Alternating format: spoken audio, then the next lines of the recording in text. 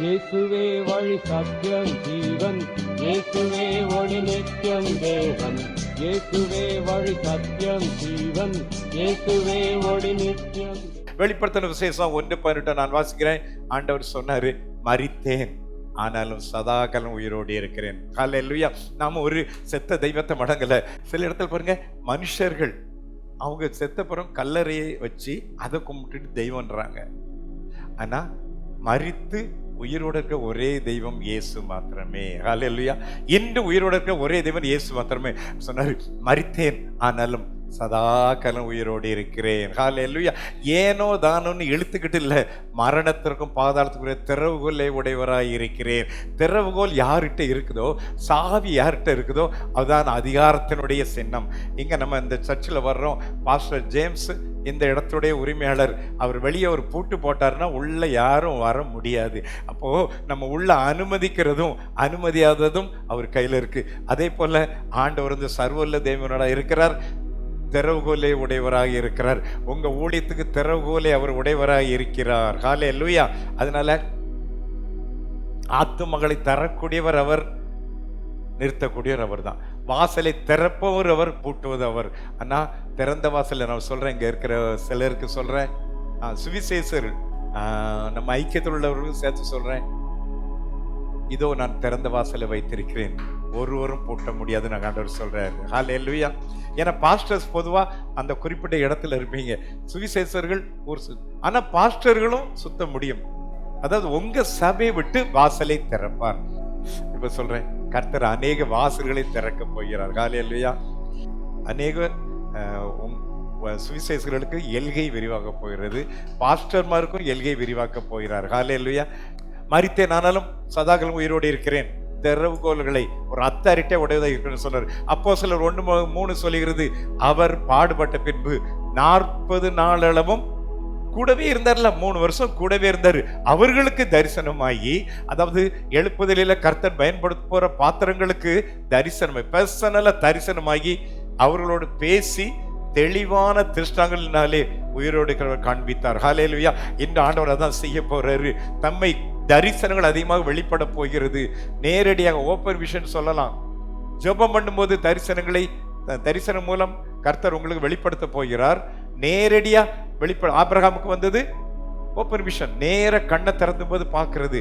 அந்த மாதிரி open vision மூலம் கர்த்தர் தமக்கு தரிசனமாகி அன்பு உடைக்கப்பட்ட தேவ பிள்ளைகளை திடப்படுத்த பலப்படுத்த விரும்புகிறார். அநேக நாளால் உங்களுக்கு தரிசனமாகி உங்களோட பேசி தெளிவா நடத்துவார். குழப்பங்கள் இல்லாத தெளிவானது. ஏனென்றால் நான் உயிரோடு இருக்கிற தெய்வன் என்று உலகத்துக்கு காண்பிக்கிறதுக்கு முன்னல்ல, அவர் அழைத்த அன்பு ஊழியர்களுக்கு காண்பிக்க போகிறார். ஹல்லேலூயா. முதல்ல எனக்கு நம்பிக்கை இருந்ததான் பிறருக்கு நான் சொல்ல முடியும், எனக்கு நான் பக்தி விருத்தி இருந்ததான் பிறருக்கு சொல்ல முடியும். மத்தேயு 28:11 பார்க்கிறோம், இயேசு வரும்போது அவரை கண்டு சிலர் பணிந்து கொண்டார்கள், சிலர் சந்தேகப்பட்டார்கள். இந்த காலத்துல அநேகர் சந்தேகப்படுறாங்க. நான் கர்த்தர் நம்பிதான் ஊழியத்துக்கு வந்தேனா, ஆண்டவர் தான் என்ன அழைச்சாரன்னு சொல்லி சந்தேகப்படுறாங்க. அவங்களுக்கு சமீபத்தில் இயேசு வந்தார். ஹல்லேலூயா. யார் யாரெல்லாம் சந்தேகத்தோடு இருக்கிறீங்களோ, என் ஊழியத்தில் ஒரு growth இல்லையே, நான் எதிர்பார்க்கிற ஒரு உயர்வு இல்லையே, ஆத்துமாக்கள் இல்லையே, அல்ல எல்லை விரிவாகிறையே அப்படின்னு யார் யாரெல்லாம் சோர்ந்து இருக்கிறீங்களோ, கர்த்தர் உங்களுக்கு சமீபத்தில் வரப்போகிறார். வந்து சொல்றாரு, வானத்தில் பூமியிலும் சகல அதிகாரம் எனக்கு கொடுக்கப்பட்டிருக்கிறது. ஹல்லேலூயா. இன்னைக்கு இந்த சின்ன சின்ன மேஜிக் பவர், மந்திரவாத வல்லமை, பிளாக் மேஜிக் செய்வன இதெல்லாம் வச்சுட்டு ஊழியக்காரர்களுக்கு எதிராக மந்திரவாதம் பண்ணிட்டு, பிரதர் கூட சொன்னாங்க இல்லையா, இந்த யாகங்கள் யானையை வச்சு பண்றது, குதிரை வச்சு பண்றது, இப்படிலாம் பண்ணிக்கிட்டு இருக்கிறான். வேதத்துல பார்த்தோம் அப்படின்னா எலியா சொன்னார். ஆனா இது குறித்து நம்ம பயப்பட வேண்டிய அவசியம் இல்லை. ஏன்னா உலகத்தில் இருப்பவனிலும் நமக்குள்ள இருப்பவர் பெரியவர். எல்லாரும் சொல்லுங்களேன், உலகத்தில் பிசாசை விட எனக்குள்ள இயேசு பெரியவர், மந்திரவாத வல்லமை விட இயேசு பெரியவர், அவர் சர்வ வல்லமுள்ள தேவனா இருக்கிறார். எலியா எனக்கு எலியா ரொம்ப பிடிக்கும், போல்டான கேரக்டர். ஆனா அதுல அவர்கள் பாகால் தீர்க்கதரிசிகள் முதல்ல காலையிலிருந்து சாயந்தரம் வரைக்கும் கூத்தாடுறாங்க. டென்ஷன் ஆகலையே, கோபப்படலையே. சைலண்டா சிரிச்சுக்கிட்டே இருக்கிறார் இல்லையா, கிண்டல் பண்றாரு. அது பாருங்க, அது வாசி பாருங்க. அந்த மாதிரி காலங்கள் வருகிற போகிறது. ஹல்லேலூயா. ஏன்னா அதெல்லாம் வல்லமை இல்லை. சர்வ தேவன் நம்மோடு இருக்காருங்கிறதுல இனிமே நம்ம கிண்டல் பண்ண போறோம். மந்திரவாத வல்லமையா பண்ணிப்பாரு, செய்வன வைக்கிறியா பண்ணிப்பாரு, யாகம் பண்றியா பண்ணிப்பாரு, என்னத்தை வேணா பண்ணிப்பாரு, என்னை ஒன்றும் தொடாது. யாக்கோபுக்கு விரோதமான மந்திரவாதம் இல்லை, இஸ்ரவேலை குறிசொல் இல்லை. கர்த்தர் என்ன செய்தார் என்று சொல்லப்படுமே தவிர பிசாசு செய்ய சொல்லப்பட மாட்டாது. ஏன்னா பிசாசு வல்லமை இல்லை. ஹல்லேலூயா. ஆண்டவர் சொல்ற அந்த சகல அதிகாரம் எனக்கு கொடுக்கப்பட்ட, நான் கொஞ்சம் வேகமா போறேன், சகல அதிகாரம் எனக்கு கொடுக்கப்பட்டு சொல்லிட்டு 20 வசனம் சொல்லாது, நான் உங்களுக்கு கட்டளை யாவை கை கொள்ளும்படி அவர்களுக்கு உபதேசம் பண்ணுங்கள். அதாவது ஊழியத்துக்கு அனுப்பும்போது சும்மா அனுப்பல, வெறுங்கையை அனுப்பல, வல்லமை இல்லாம அனுப்பல, சகல அதிகாரமும் எனக்கு கொடுக்கப்பட்டு இருக்குன்னு சொல்லிட்டு ஆகையால் நீங்கள் புறப்பட்டு போய். சோ இன்னைக்கு வெறுமனை பிரசங்கிற காலங்கள் முடிந்து விட்டது. சும்மா சும்மா இயேசு ஆசீர்வதிக்கிறார், கண்ணை திறப்பார், பிரசங்கம் பண்ணி ஒண்ணுமே நடக்கல. ஆனா இனிமே நாம எதை பிரசங்கிறோமோ அதை நாம் நிரூபிக்க போகிறோம். பிரசங்கம் பண்ணுகிற நாட்கள் முடிந்து விட்டது, நிரூபிக்கிற நாட்கள் வந்து விட்டோம். எல்லாரும் சொல்லுங்களேன், நான் பிரசங்கத்தை செய்வது மாத்திரமல்ல, சொல்லுங்க, வசனத்தை நிரூபிக்க போகிறோம். preaching days are over, proving days are coming. நிரூபிக்க போறோம். இயேசு மரித்தோரை எழுப்பினார், கண்ணு முன்னால எழுப்பி காட்டணும். இயேசு குணமாக்கினார், கண்ணு முன்னால நடக்கணும். இங்க இருக்கிற ஒவ்வொரு ஊழியக்காரருடைய ஜெப ஆலயங்கள் குணமளிக்கும் ஸ்தலங்களாக மாறுவதாக. ஒவ்வொரு வாரத்துல ஒரு நாள் விடுதலையின் கூட்டம் நடத்துங்க. நம்ம இயேசுதான் தேவனை நிரூபிக்க போகிறோம். எலியா சொன்ன மாதிரி கர்த்தரே தேவன், கர்த்தரே தேவன், கர்த்தரே தேவன் நிரூபிக்கிற நாட்கள் வந்து விட்டது. ஹல்லேலூயா. உலகத்தின் முடிவு வருதும் சகல நாட்கள் உங்களோடே இருக்கிறார். சகல நாட்களிலும் நீங்க ஊழியத்தில் இருக்கும்போது, வீட்டில் இருக்கும்போதும், வெளியே போகும்போதும் வரும்போதும் உங்களுடனே இருக்கிறார். யோபு 42:2 இப்படி சொல்கிறது, தேவரீர் சர்வத்தையும் செய்ய வல்லவர், நீர் செய்ய நினைத்தது தடைபடாத அறிந்திருக்கிறேன்.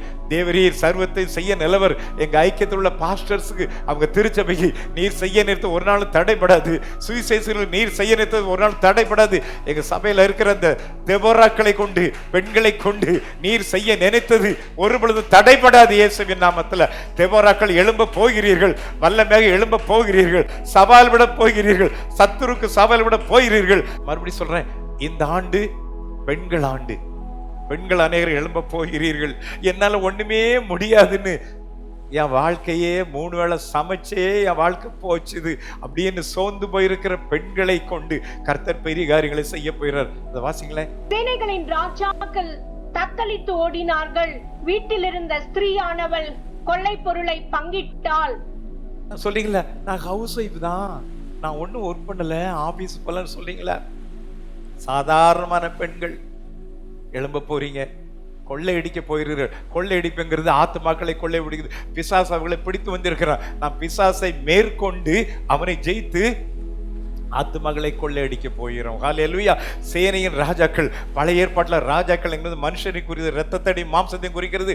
புதிய ஏற்பாட்டில் ஆவிக்கு ஒரு யுத்தம். ஒவ்வொரு பகுதியிலும் பிசாசு கோட்டை உண்டு, அந்தகார சக்தியின் வல்லமை உண்டு.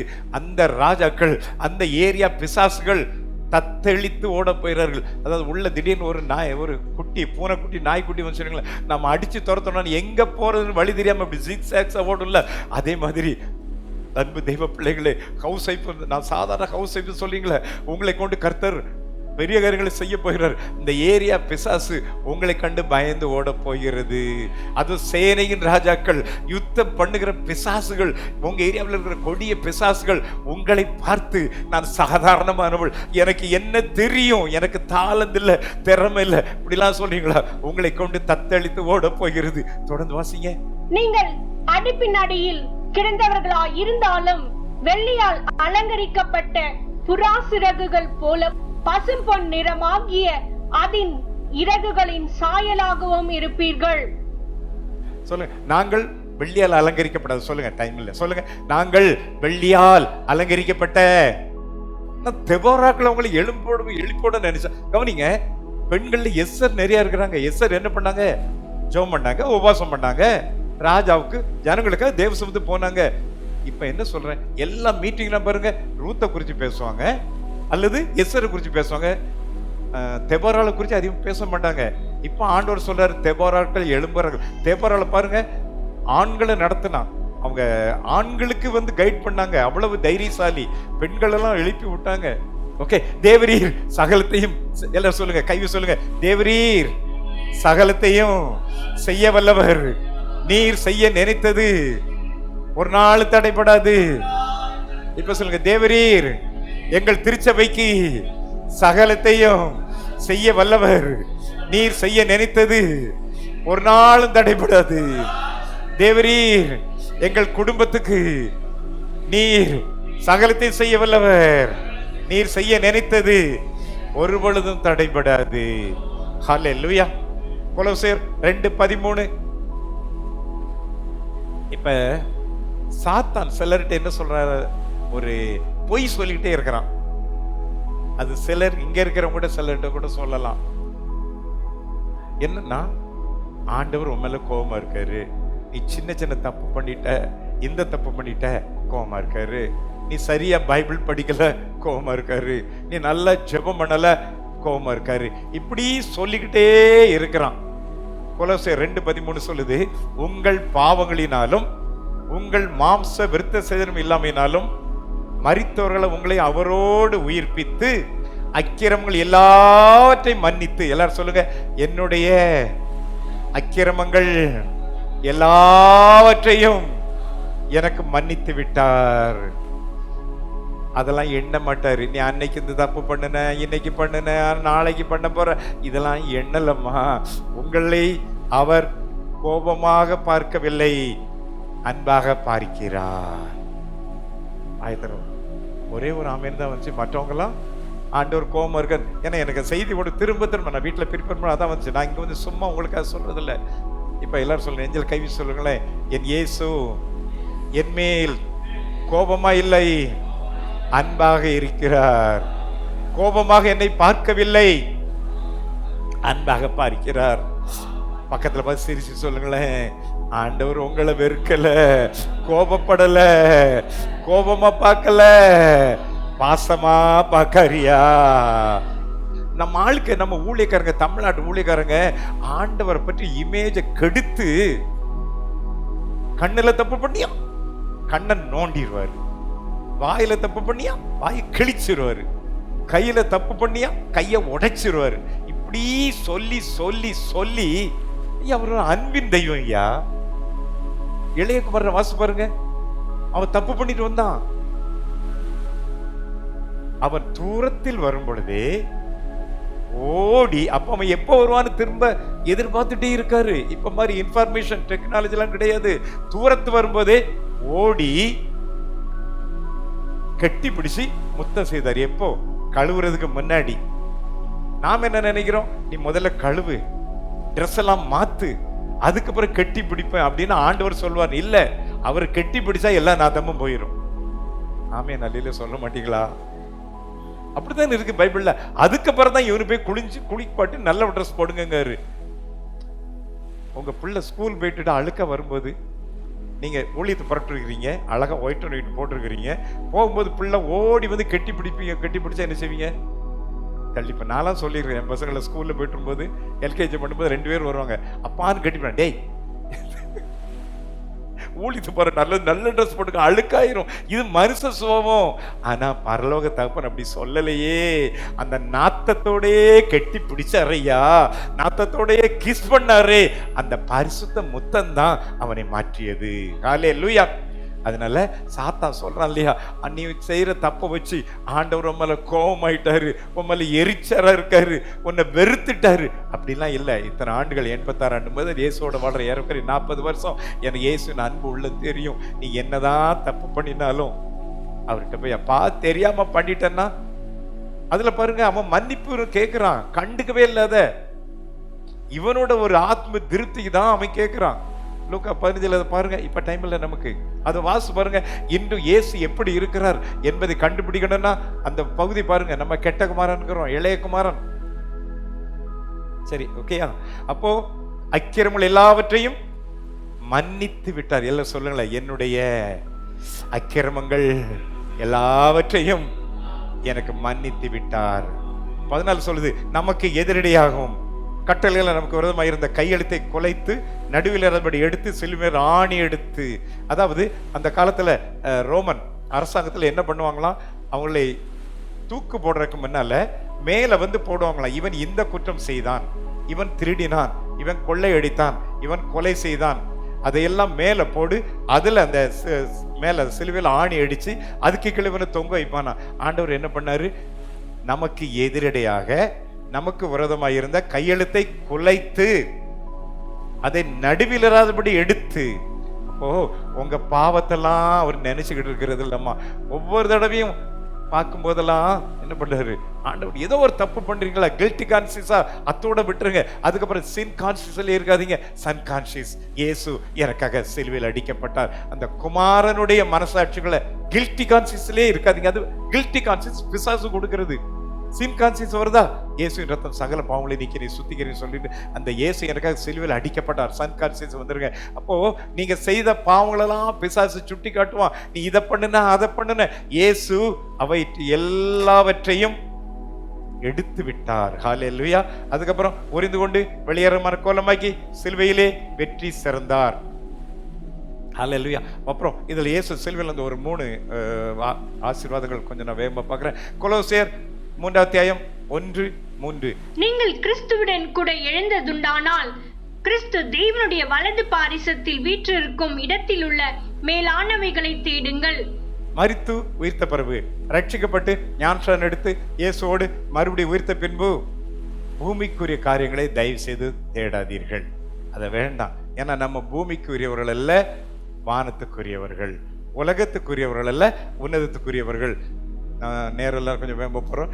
3 வசனம் சொல்லுகிறது, நீங்கள் மரித்தீர்கள், உங்கள் ஜீவன் கிறிஸ்துவுடனே தேவனுக்குள் மறைந்தது. இது நான் பல ஆண்டுகளுக்கு முன்பதாக நான் இதை சொல்லியிருக்கிறேன். இதை நான் விளக்கி சொல்ல விரும்புகிறேன். தினத்தந்தி பேப்பரில் வந்து சிந்து கன்னித்தீவன் ஒரு கதை வரும். நான் சின்ன பிள்ளையா இருக்கும்போது ஸ்கூலில் இருக்கும்போது இருந்து வந்து இன்னைக்கு இப்போ வருதா முடிச்சுட்டா தெரியல, வருதா அதை தோங்குறவங்களுக்கு எப்படி முடிக்கிறேன்னு தெரியலன்னு நினைக்கிறேன். ஏன்னா 50-60 வருஷமா வருது. அதில் வழக்கமாக வரும், திடீர்னு ஒரு ராட்சசன் வருவான், சிந்து பாத்தை வந்து பார்ப்பான், சிந்து பாத்தை வந்து அந்த ராட்சசனை வெட்டுவான்.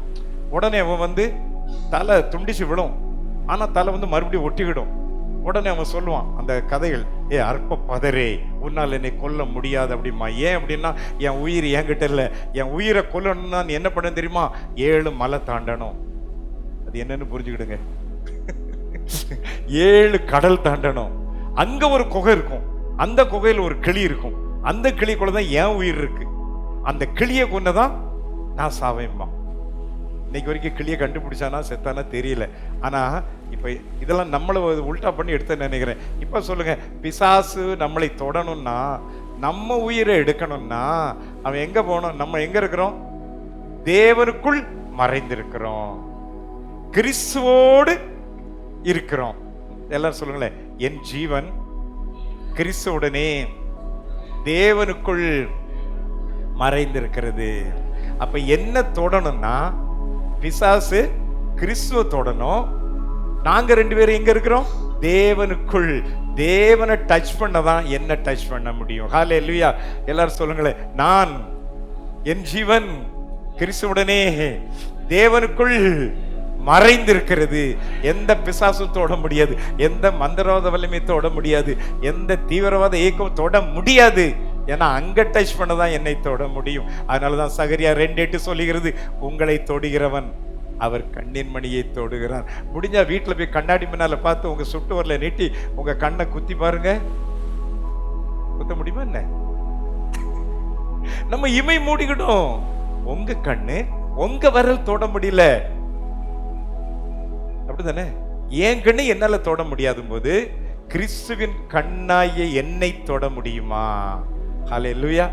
சொல்லுங்களேன், நான் கிறிஸ்துவின், சொல்லுங்க, கண் கண் என்னை தொட பிசாசுக்கு அதிகாரம் இல்லை. ஹல்லேலூயா. ஏசாயா 54:17 ஆண்டவர் வாக்குத்தத்தம் கொடுக்கிறாரு ஊழியக்காரர்களுக்கு, உனக்கு விரோதமாக உருவாக்கப்படும் எந்த ஆயுதம் வாய்க்காமல் போகும். அது எந்த யாகமா இருந்தாலும் சரி, எந்த மந்திரவாத வல்லமை இருந்தாலும் சரி, வாய்க்காதே போகும். உனக்கு ஒரு விதமா நியாயத்தில் எழும்பி எந்த நாவையும் நீ குற்றப்படுத்துவாய். முதல்ல உருவாக்கப்படும் ஆயுதம் மந்திரவாத வல்லமை. அப்புறம் ஊழியக்காரங்க விரோதமா பேசுறது இன்னொரு ஊழியக்காரன் தான். என்ன சொல்றீங்க? யூடியூப்ல ஒருத்தர் திட்டுறது இவனுக்கு தான். ஆண்டவர் நல்ல ஒரு இதை கொடுத்துருக்கிறார். ஒரு என்ன சொல்லலாம் இதுக்கு, மீடியாவை கொடுத்து உன்னுடைய வார்த்தையை சொல்லணும்னா அவன் சரியில்லை இவன் சரியில்லை என்னையா. அப்போ என்னுடைய வேலை விழுந்த ஒரு ஊழியக்காரனை மிதிக்கிறதில்ல, தூக்கி எடுக்க வேண்டும். அதுதான் ஒரு உண்மை ஊழியக்காரனோட வேலை. அதுதான் தகப்பனோட உள்ளம். ஓகேயா? அப்போ உனக்கு ஒரு விதமாக உருவாக்கப்பட எந்த ஆயுதம், உனக்கு ஒரு விதமாய் நியாயத்தில் எந்த நாவையும் குற்றப்படுது. இது கர்த்தருடைய ஊழியக்கார சுதந்திரம். என்னால் உண்டு அவருடைய நீதிமார் கர்த்தர் சொல்லுகிறார். ஹல்லேலூயா. அடுத்தாப்புல எபேசியர் 1:20-23 10 நிமிஷம் முடிச்சிடுறேன். முதல்ல சொல்றேன், இயேசு சிலுவையில மரித்து உயிர்த்ததினால் நமக்கு பாதுகாப்பு உண்டாயிருக்கிறது. நாம் கிறிஸ்துவுடனே தேவனுக்குள் மறைந்திருக்கிறோம். இரண்டாவது அதிகாரத்தை குறிக்கிறது. எபேசியர் 1:20-23 எல்லா துரைத்தனத்துக்கும் அதிகாரத்திற்கும் வல்லமைக்கும் கர்த்தத்துவத்துக்கும் இம்மையில் மாத்திரமல்ல மறுமையில் பேர் எல்லா நாமத்திற்கும் மேலாய் இயேசு உயர்ந்திருக்கத்தக்கதாக. எல்லா நாமத்துக்கும் மேலானது இயேசுவின் நாமம். இயேசுவின் நாமத்தில் எல்லா நாமங்களும் முடங்கும். அவரை உன்னதங்களில் தமது வலது பார்சத்தில் உட்காரும்படி செய்து எல்லாவற்றையும் என்ன, நம்ம எதுக்கெல்லாம் நம்ம ஊழியத்தில் எதெல்லாம் எதிர்ப்பா வருதோ அவைகளும் சேரும். யாரெல்லாம் எதிர்க்கிறாங்களோ, என்னென்ன போராட்டங்கள் வருதோ எல்லாவற்றையும் அவருடைய பாதங்களுக்கு கீழ்ப்படுத்தி. அப்போ ஊழியத்துல போராட்டம் சொல்றீங்களா, அது இயேசு பாதத்துக்கு மேல இருக்கா கீழே இருக்கா சொல்லுங்களேன். உங்களுடைய பண தேவை இயேசுக்கு மேல இருக்கா பாதத்துக்கு கீழே இருக்கா? உங்க ஊழியத்தில் வர எதிர்ப்புகள் எல்லாம் சொல்லுங்களேன், நான் பார்த்து பயப்படுகிற எல்லாம் இயேசுவின் பாதங்களுக்கு கீழே இருக்கிறது. சொல்லுங்களேன், கீழே இருக்கிறது. அப்ப சபைன்னா என்னது? எல்லாவற்றையும் நிரப்பரோட நிறைவுதான் சபை. நம்ம சபைல சாதாரண நினைச்சிட்டு இருக்கோம். இல்ல, எல்லாவற்றையும் நிரப்புவார், எல்லாவற்றாலும் நிரப்புவார். அதனுடைய ஒரு நிறைவுதான் சபை. சபை குறைவு கிடையாது. நாம அதில் சரியில்லை இது சரியில்லை, அது நம்ம கண்ணு, மாம்ச கண்ணு. பைபிள் என்ன சொல்லுது? எல்லாரும் சொல்லுங்களேன், என்னுடைய திருச்சபையால் எல்லாவற்றையும் நிரப்புவார், எல்லாவற்றாலும் நிரப்புவார். ரட்சிப்பால நிரப்புவார், சுகத்தால நிரப்புவார், ஆரோக்கியத்தால நிரப்புவார், ஆசீர்வாதத்தால் நிரப்புவார், பொருளாதாரத்தால் நிரப்புவார். எல்லாவற்றையும் நிரப்பட சரீரமாகிய அது நிறைவுதான் சபை. சபைக்கு தலை இயேசு. ஓகேயா?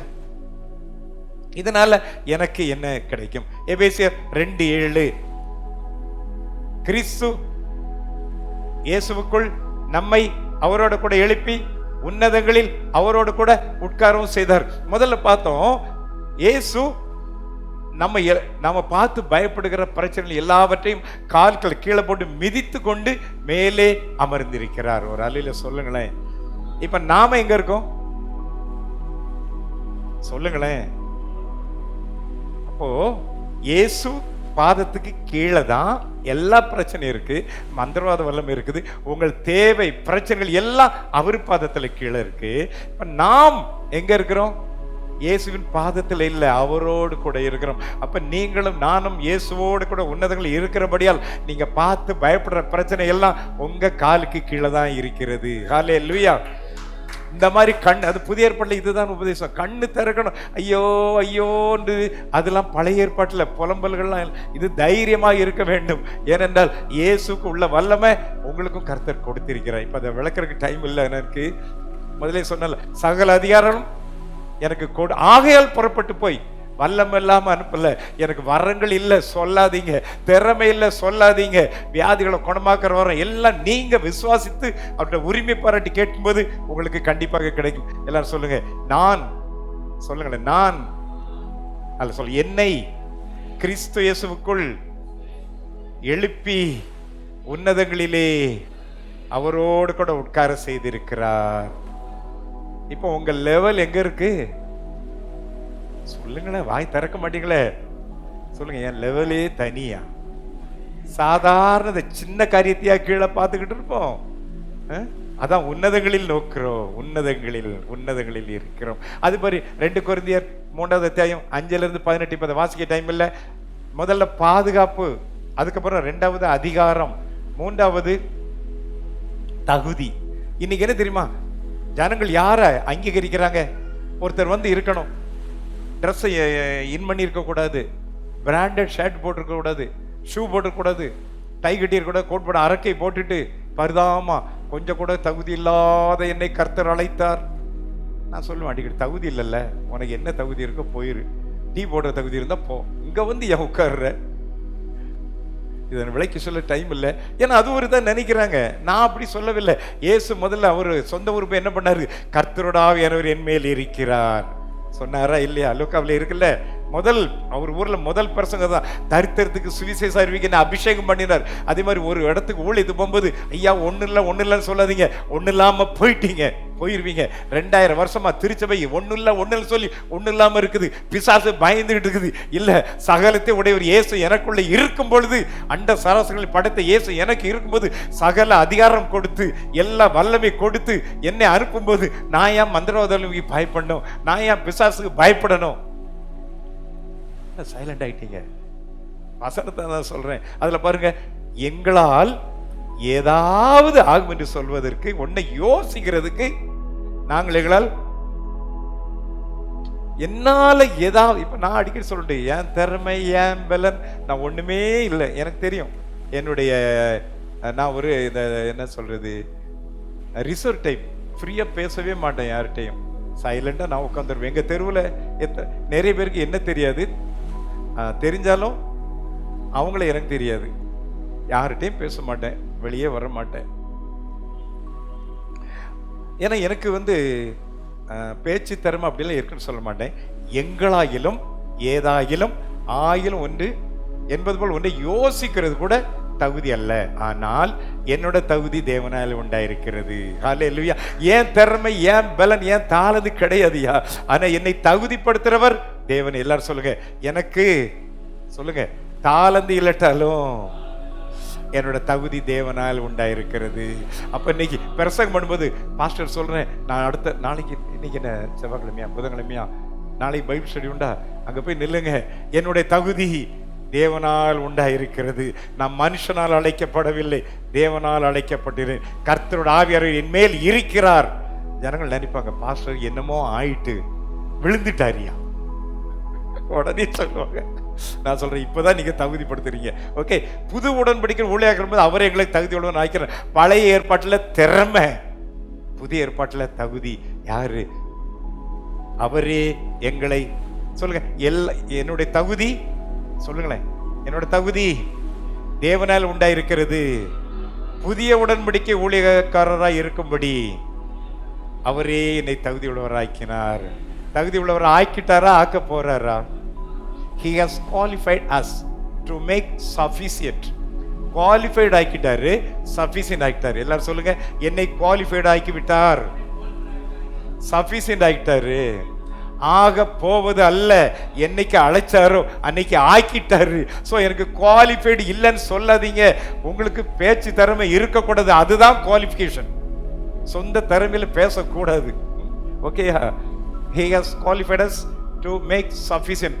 ஆனா ஆவிக்குரிய ஊழியம்னு சொல்றாங்க. என்ன தெரியுமா?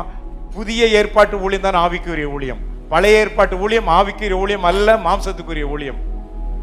இன்னைக்கு நியூ கவர்னாலே நிறைய அந்த ஓல்ட் டெஸ்டமென்ட் ஆளுகளுக்கு பயம். இவன் என்டி பேசுறான், நியூ கவர்னன் பேசுறான், புது உடன்படிக்கை. அதுல நான் வாசிக்கிறேன் பாருங்க, அந்த உடன்படிக்கை புதிய எழுத்திற்குரியராமல் எதா இருக்குது? சொல்லுங்களேன். அப்ப ஆவிக்குரிய ஊழியம் எது தெரியுமா? புதிய ஏற்பாட்டு ஊழியம் தான் ஆவிக்குரிய ஊழியம். பழைய ஏற்பாட்டு ஊழியம் ஆவிக்குரிய ஊழியம் அல்ல. அப்புறம் எழுத்து ஆவி. 6 நாள் உங்க சபையில் உள்ள ஆத்துமாக்கள் 1000 பிரச்சனையில அடி வாங்கிட்டு இங்க வந்து உக்காந்துட்டு நீங்க அவனை அடின்னு அடிச்சா அது அவனை கொல்லுமா உயிர்ப்பிக்குமா?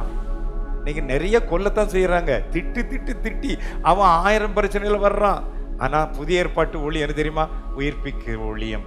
1000 பிரச்சனையில வந்தாலும் உங்க 1 மணி நேரம் பிரசங்கத்துல அவன் வெளியே போகும்போது வெற்றி கோடி வீடி தீடுவோம், வீரநடை நடந்திடும் அப்படி போடணும். வரும்போது சோர்வான ஆவியிலே வந்தேன், பலவீன ஆவியில் வந்தேன் அப்படி வரணும். போகும்போது வெற்றி கோடி வீடி தீடுவோம். நான் உண்மையா சொல்றேன், இங்க வர்றவங்க சோர்ந்து போய் வந்தாலும் நம்ம இந்த 3 மணி நேரம் இங்க உட்காந்துட்டு முழுசு இன்வால்வ் ஆகி போனா நீங்க போகும்போது உங்க லெவலே தனியா. ஏன்னா இது அடிச்சு கொள்ற ஊழியம் அல்ல, உயிர்ப்பிக்கிற ஊழியம். பழைய ஏற்பாட்டு ஊழியம் அல்ல, புதிய ஏற்பாட்டு ஊழியம். 8வது வசனம் சொல்லுகிறது, ஒளிந்து போகிற மகிமையுடைய பழைய ஏற்பாட்டு ஊழியம் அப்படிப்பட்ட மகிமையுள்ள பழைய ஏற்பாட்டு ஊழியம், ஒளிந்து போகிற மகிமையுள்ள ஊழியம். புதிய ஏற்பாட்டு ஊழியம், ஆவிக்குரிய ஊழியம் அதிக மகிமை உள்ளதாக இருக்கும். பழைய ஏற்பாடு சொல்றோம், ஏசாயா மகிமையை கண்டான், எசேக்கியேல் மகிமையை கண்டான். அவங்க மகிமை பார்த்தீங்க, நீங்களும் நான் அதிக மகிமை பார்க்க போகிறோம். 9வது வசனம், ஆக்கினை தீர்ப்பு கொடுக்கும். ஆக்கினை தீர்ப்பு கொடுக்காதீங்க. கர்த்தர் மண்டை உடைப்பாரு, கையை உடைப்பாரு. நான் சொல்றேன், ஆண்டவர் என்ன அடியாளா? கூலிப்பட கேள்விப்பட்டிருக்கீங்களா? ஒரு 10,000 ரூபா கொடுத்தா கையை உடைப்பான், 50,000 1 லட்சம் ரூபா கொடுத்தா கொலை பண்ணுவான். ஆண்டவர் என்ன அடியாளா? தயவுசெய்து ஆக்கினை தீர்ப்பு கொடுக்கிற ஊழியம் வேண்டாம், நீதியை கொடுக்கிற ஊழியம். இயேசு உனக்காக சிலுவையில் அடிக்கப்பட்டார், இயேசு பலியானார். நல்ல ரோமர் வாசிங்க, அதுதான் நீதியின் ஊழியம். 10 இப்படியாக மகிமைப்படுத்த அந்த ஊழியம். இந்த ஊழியத்தை கொண்ட சிறந்த மகிமைக்கு முன்பாக சொல்லுங்க, என்னுடைய ஊழியம் அதிக மகிமை உள்ள ஊழியம், சிறந்த மகிமை உள்ள ஊழியம், மகிமை மேல் மகிமை உள்ள ஊழியம், ஜெயத்தை தருகிறார். 1 கொரிந்தியர் 15:57. நம்முடைய கர்த்தராகிய இயேசு கிறிஸ்துவினாலே ஜெயம் கொடுக்கிற தேவனுக்கு ஸ்தோத்திரம். ஊழியத்துக்கு அழைக்கப்பட்டீங்களா?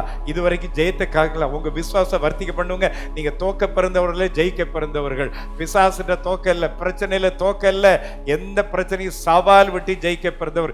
ஏன்னா இயேசு கிறிஸ்துவினாலே ஜெயம் நமக்கு உண்டு. எல்லாரும் சொல்லுங்களேன், நம்முடைய கர்த்தராகிய இயேசு கிறிஸ்துவினாலே நமக்கு ஜெயம் கொடுக்கிற தேவனுக்கு ஸ்தோத்திரம். ஹல்லேலூயா.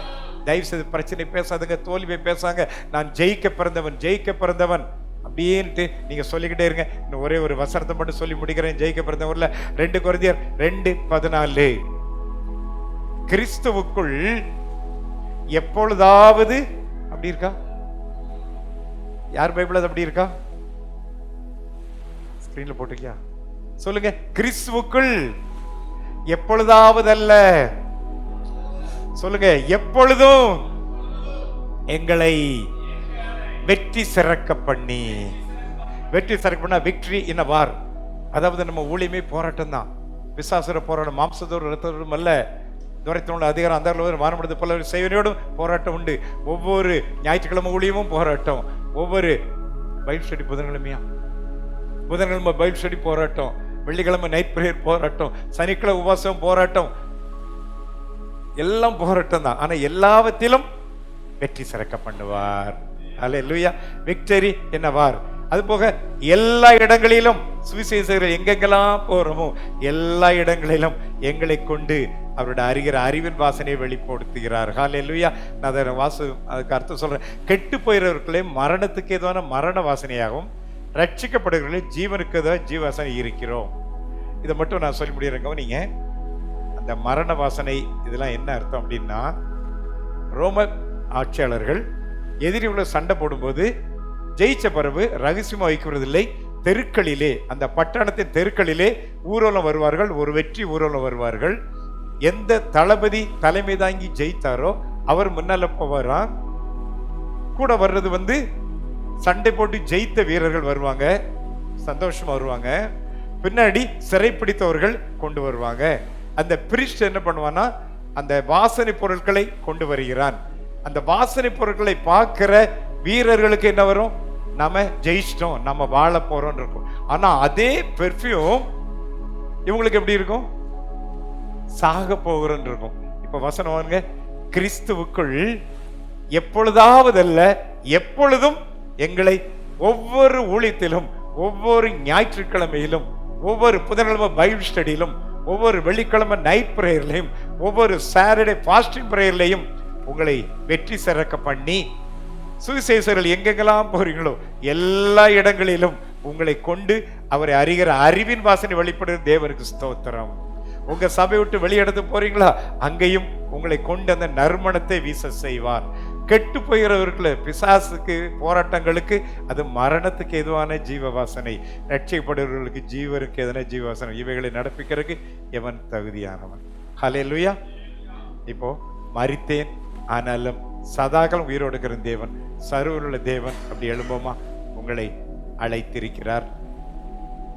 அவர் மரித்து போன தேவமல்ல, உயிரோடு இருக்கிறவர். உயிரோடு இருக்கிறவருக்காக தரிசனங்கள் மூலம், வார்த்தை மூலம், வெளிப்பாடு மூலம் நம்மளை காண்பிப்பார். சந்தேகப்பட்டீங்கன்னா தரிசனங்கள் வெளிப்படுத்துவார். அவர் சர்வலவர், செய்ய நிறுத்து தடைபடாது. அவர் உங்க மேல கோபமா இல்லை, சந்தோஷமா இருக்காரு, மகிழ்ச்சியா இருக்காரு. இவனை போய் நான் ஊழித்து கூப்பிட்டேன்னு சொல்லி அவர் வருத்தப்படலை. நான் சரி, ஏன்னா ஆண்டவருடைய ஆப்ஷன் ஒரு நாளும் தவறாது. அவர் சர்வலவர், சகலத்தையும் அறிந்தவர். உங்களுக்கு எதிரான குற்றச்சாட்டுகள் எல்லாம் களைந்து விட்டார். நாம் கிறிஸ்துவுடனே தேவனுக்குள் மறைந்திருக்கிறோம். நமக்கு பாதுகாப்பு உண்டு. அதிகாரத்தை கொடுத்திருக்கிறார். வல்லமில்லாமல் இல்லை, நீங்க வல்லமில்ல ஊழியம் செய்வீர்கள். தகுதியில நினைக்காதீங்க, கர்த்தர் உங்களை தகுதிப்படுத்தி இருக்கிறார். அதுபோல நீங்கள் ஜெயிக்க பிறந்தவர்கள். தோல்வியே உங்க வாழ்க்கையில இல்லை.